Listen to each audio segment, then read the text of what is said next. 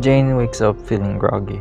Jane is the deep thinker type for the past week, and so she has mulled over a lot of her inner thoughts and found herself dazed in multiple situations now.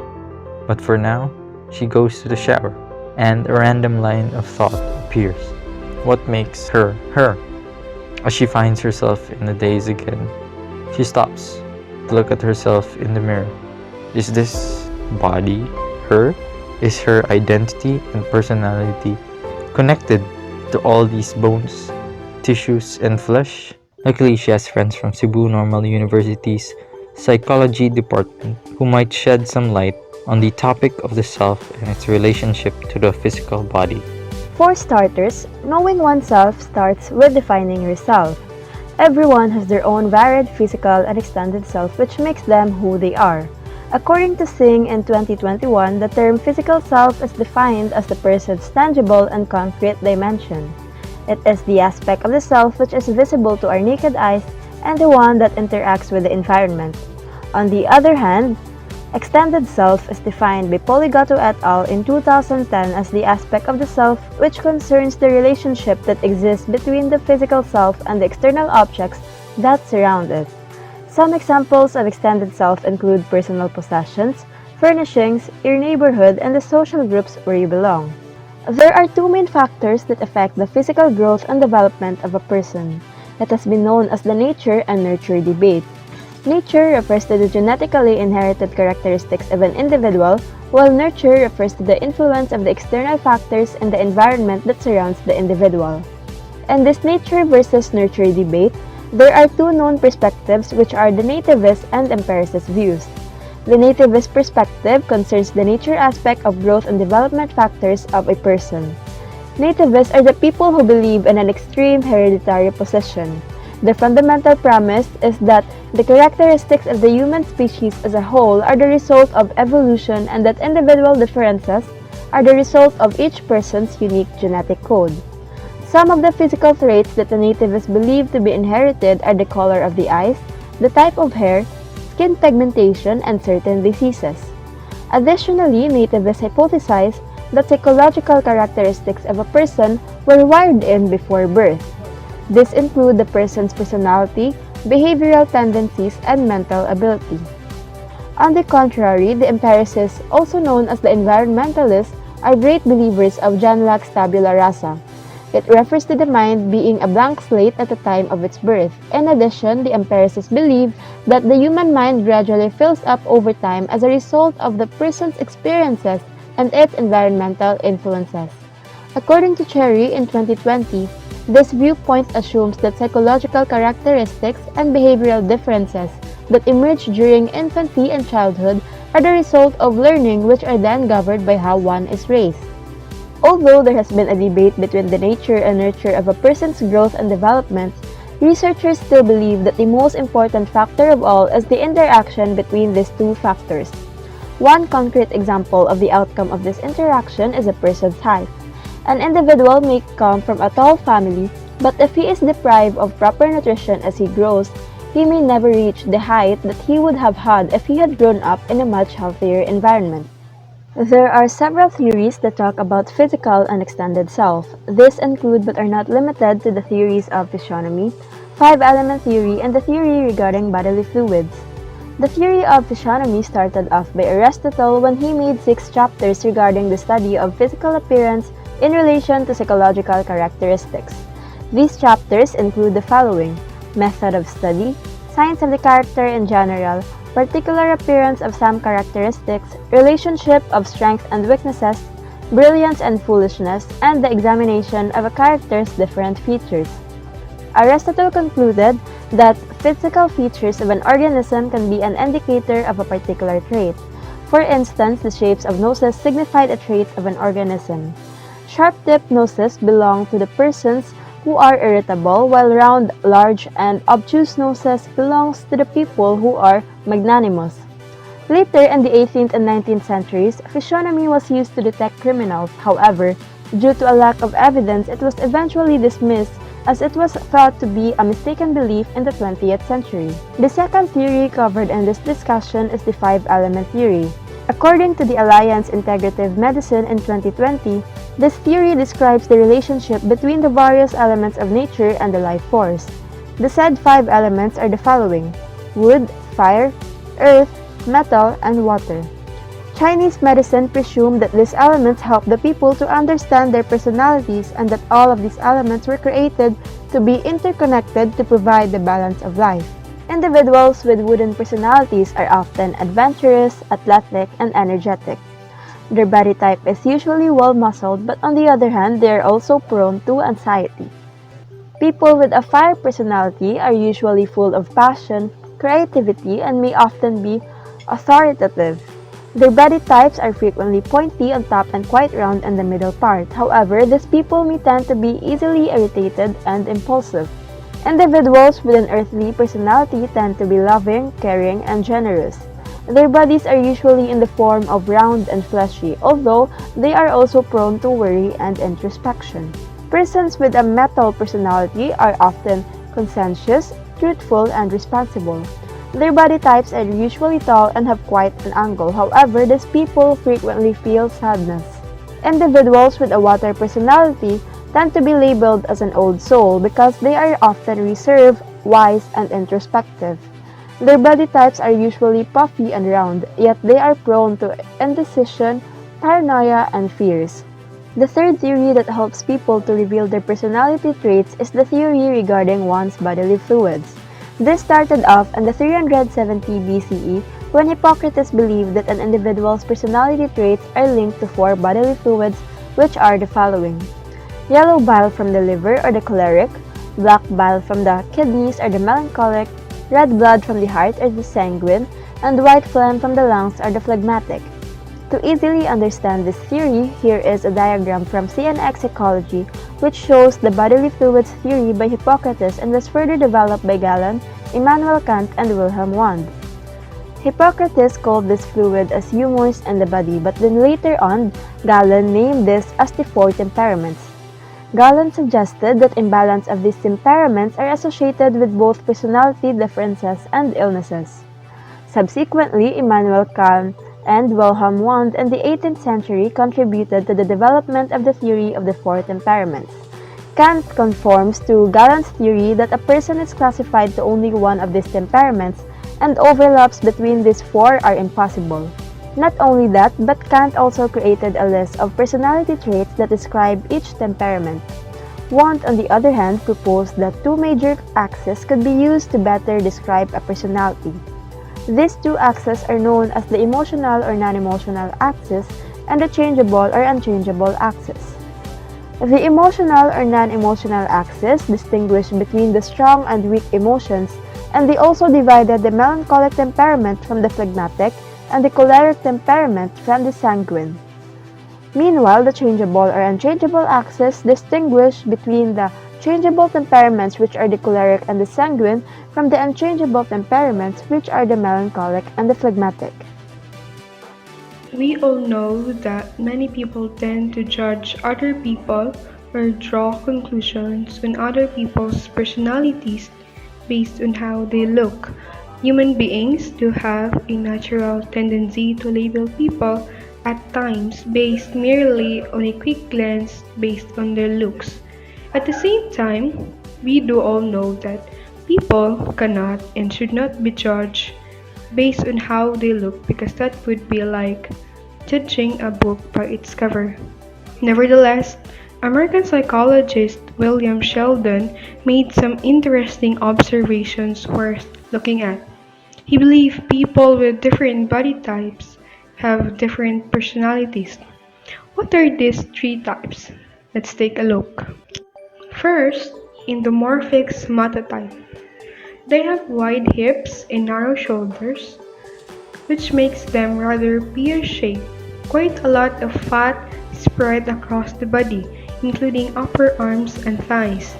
They have quite slim ankles and wrists, which only serves to accentuate the fatter other parts. Relaxed, tolerant, comfortable, and social are common characteristics of the somatotype. They are also fun-loving, good-natured, even-tempered, and enjoy food and affection. The endomorph has a round body and is known as the barrel of fun guy. Second, ectomorph. Ectomorphs are the total opposites of endomorphs.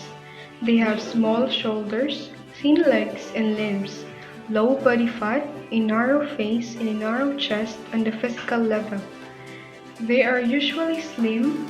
They have a self-conscious, socially apprehensive, artistic, thoughtful, quiet, and private personality. They prefer to stick to themselves and are hesitant to venture out. Lastly, mesomorph. They are between the endomorph and ectomorph. They have an attractive and desirable body. They have a large head, broad shoulders, and a narrow waist.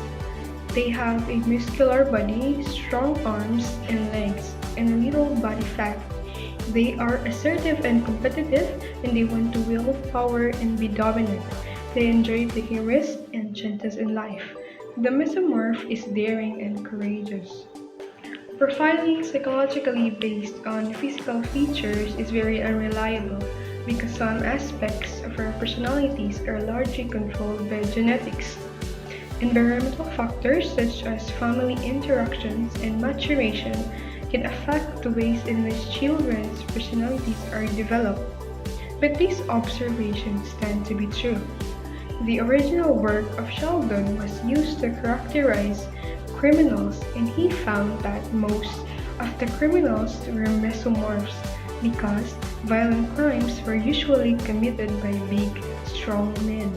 Chinese face reading can help you achieve self-actualization. Jean Hanna suggests that the fullest potential of the self, or the real self, can only be brought out by being true to yourself and your ambitions. I have seen this practice as I am part Chinese myself, and the practitioners are no joke. Face reading and, in extension, Feng Shui is the key to understanding our inner minds and help the personal growth of the human person. The practice firmly believes that the face shows not only our desires and the ways we can achieve our inner peace, but our experiences as well. Practitioners claim that each part of the face shows a major event in your life every year. For example, the ears can show us our childhood, where one ear shows your life as a newborn to the age of 6, while the other shows you from ages 7 to 13. The book goes into much detail about the specific parts and the explanations behind each physical feature that might be found in them. Hanner also dives into the beliefs of Taoism and Confucianism that have influenced Chinese practice and gives special attention to the 5 elements of Chinese culture: water, wood, earth, and metal, which was explained quite thoroughly previously. Each of these elements can be applied to a personality of a person and identify it through the person's face. In overview, Hanner tells us that everything that we need to know about ourselves, our desires, our needs, and even the path we should take is already within our grasp, in our faces to be precise. The matter regarding body image is gaining a bit of discussion these days, considering the relevance of body image. Body image is how individuals mentally picture their physical body, their perceptions and misperceptions, as well as their attitude towards the physical self. There are 4 aspects of body image, which are perceptual, affective, cognitive, and behavioral. Perceptual. It is the way you see yourself physically, but your representation of yourself may not be accurate perception, but it is what you perceive to be right. Affective. It is the way you feel about the way you look, that includes the way you like or dislike about yourself, or the level of satisfaction and dissatisfaction in the aspect of your height, weight, shape, and body parts. Cognitive. It is your thoughts and beliefs about your body or having the preoccupations with your shape and weight. Lastly, behavioral. It is the things you do in relation to the way you look and the behaviors in which you engage because of the way you see yourself. This may include isolating yourself and destructive behaviors. Body image is deeply influenced by personal feelings or internal factors, and it can also be influenced by the environment someone dwells in or previous experiences they've undergone. this is called the external factors. First internal factor is the self-esteem. It determines how well an individual feels and thinks towards themselves and might therefore penetrate to other attributes of that individual's life. When individuals see themselves positively, they're more likely to develop high self-esteem. On contrary, when individuals see themselves negatively, they're more likely to develop low self-esteem. Second internal factor is the personality trait. It reflects the pattern of thought, feelings, and behavior of the individual. This implies the consistency of how you respond to your thoughts and feelings. If individuals are open in perceiving themselves positively, they would develop positive outlook in their daily life. But when individuals often perceive themselves negatively, they would somehow feel unsatisfied with their body image. Third internal factor is internalization of appearance or beauty ideals, which pertains how a person wants to meet the beauty ideals that they seem to feel that they are unattainable or attainable. When individuals tend to be conscious of their body image, they listen to their conscience and would act accordingly. They rarely do anything impulsively and would always think twice before acting. Fourth internal factor is body comparison tendencies, in which people constantly compare one's body image to other people whom they assume to have comparable body or features than themselves. This is the common habit of individuals, and it's somehow become a nature when in fact, body comparisons often develop insecurities. Let's have the external factors. First external factor is peers, friends, and family, which refers how an individual views themselves in the perspectives of other people.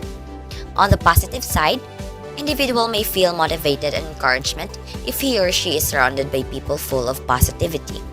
Yet, on the negative side, individuals experience being bullied, appearance teasing, body shaming, and peer pressuring. Second external factor is media and popular culture, in which users view and compare oneself to media, images, and popular standards, as well as reading appearance-related comments or discourse. The media has defined and controlled what a perfect physique should appear to be, and it affects how people consider themselves. Body shaming and stereotyping are very rampant in media and allows individuals to feel discomfort towards themselves. Positive body images improve the self-esteem of an individual, which infiltrate every aspect of their lives, as well as it contributes to their happiness and well-being. It also allows individuals to have developed self-acceptance and will likely be comfortable of the way they look and would be less affected by other factors. Lastly, it will improve the healthy outlook and behavior of a person, and it would be simpler to manage a balanced lifestyle and healthier attitudes. On the other hand, negative body images may result to body dissatisfaction, and this can rise to severe feelings of disappointment, humiliation, and guilt, raising the likelihood of developing an eating disorder such as bulimia and anorexia. Talking about body image, knowing the worth and the beauty of your own body starts with how you were raised. But most importantly, it starts with the respect and love that you have for yourself. Let us help children accept and enjoy their bodies and encourage physical activities. Love, accept, acknowledge, appreciate, and value your children out loud, no matter how much they weigh. Let's convey to children that weight and appearance are not the most critical aspects of their identity and self-worth, but not in a way that we're advocating for an unhealthy lifestyle. Do not tell them a message that you cannot dance, swim, wear shorts, or enjoy a summer picnic just because you don't look a certain way or weigh a certain amount. Notice that frequently and in a complementary way how varied people are, how they come in all colors, shapes, and sizes. Show appreciation for diversity and a respect for nature. Let's educate all the children, not all the children, not just all children, but also us, part of youth and the older generation, about the existence, the experience, and the horrificness of prejudice and oppression, whether it is directed against people of color or people who look a certain type of way and weigh a specific amount. I myself, I am a big woman. Curves and cellulites in all the right places. And being my size doesn't exactly fit in the standards of most Filipinos. Hence why I heard everything that people say about me. Even when I was younger, people say that I'm big and all that, I can't wear this and that. And when you're young, what people say usually have a great impact. But thankfully, now, I don't really care much of what people say about my body. There's nothing wrong with not being able to fit in someone's standards. These were one of the ways that helped me, improve my body image.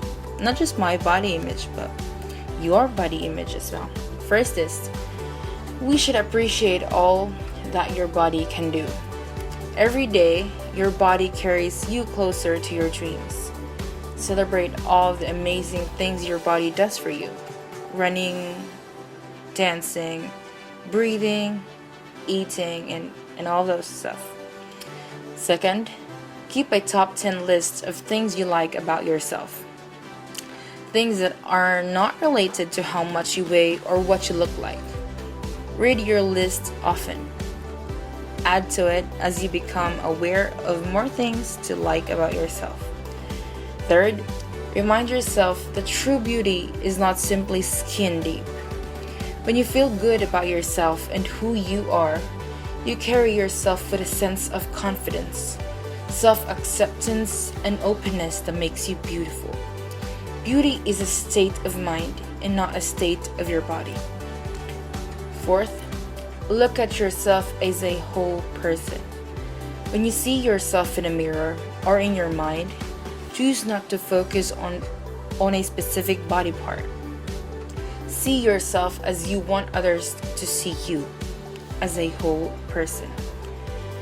Fifth, surround yourself with positive people. It is easier to feel good about yourself and your body when you are around others who are supportive and who recognize the importance of liking yourself just as you naturally are. Sixth, shut down those voices in your head that tell you your body is not right or that you are a bad person. Not in a sense that it could jeopardize your health. You can overpower those negative thoughts with positive ones. The next time you start to tear yourself down, build yourself back up with a few quick affirmations that work for you. Seventh, wear clothes that are comfortable and that make you feel good about your body. Work with your body and not against it. Eighth, become a critical viewer of social and media messages. Pay attention to images, slogans, or attitudes that make you feel bad about yourself or your body. Protest these messages. Write a letter to the advertiser or talk back to the image or message. Do your thing. 9. Do something nice for yourself. Something that lets your body know that you appreciate it. Take a bubble bath, make time for a nap, or find a peaceful place outside to relax. And last but not the least, use time and energy that you might have spent worrying about food, calories, and your weight to do something to help others. Sometimes reaching out to other people can help you feel better about yourself and can make a positive change in our world.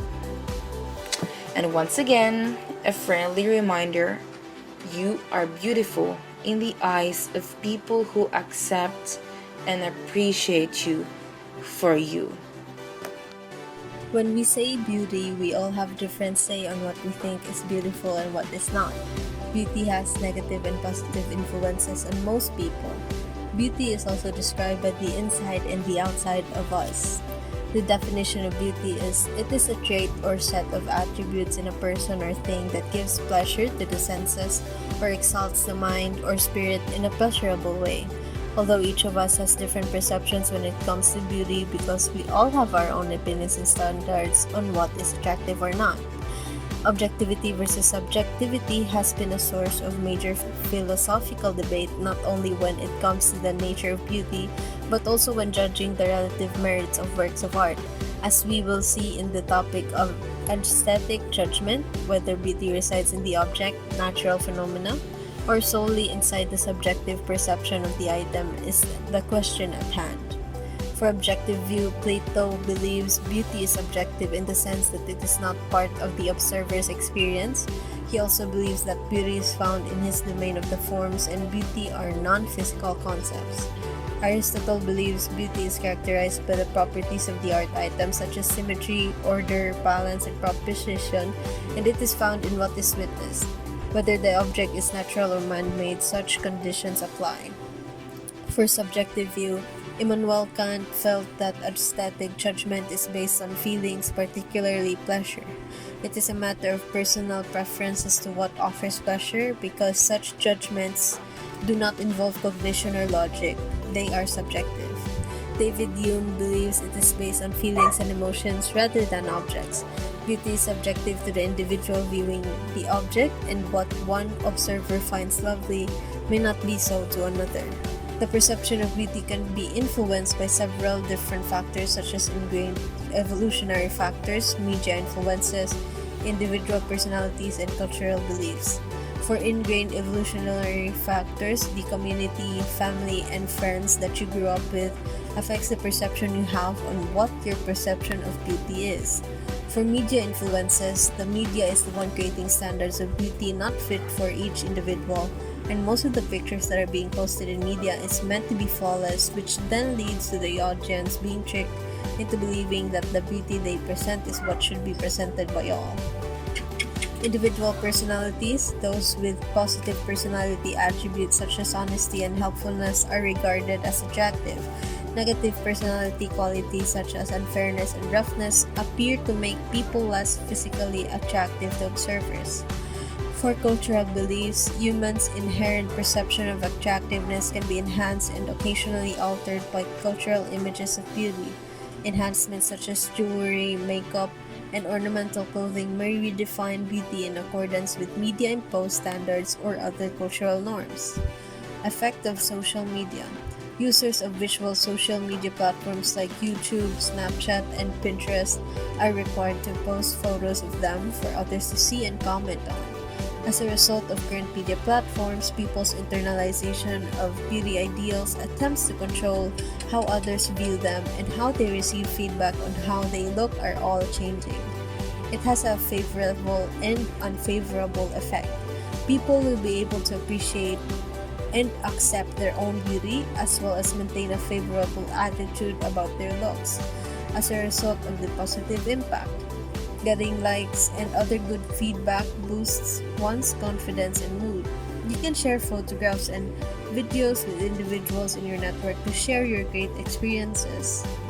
However, it has negatives in that people have unrealistic expectations of how their body should look, leading to eating disorders as a result of trying to maintain a figure that satisfies society's norms. Her head hurts, but she feels a bit of peace in her mind. Though Jane is quite overwhelmed by her friend's specific and insightful information, she is thankful to know about these different approaches to understanding herself through the physical. Not only that, she has also learned how to deal with adversity and accept herself in the body she resides in. Jane realizes that, though not everything is about looks, she also needs to take good proper care of her body. After that, Jane no longer was dazed and confused. She goes on with her life without mulling over her thoughts.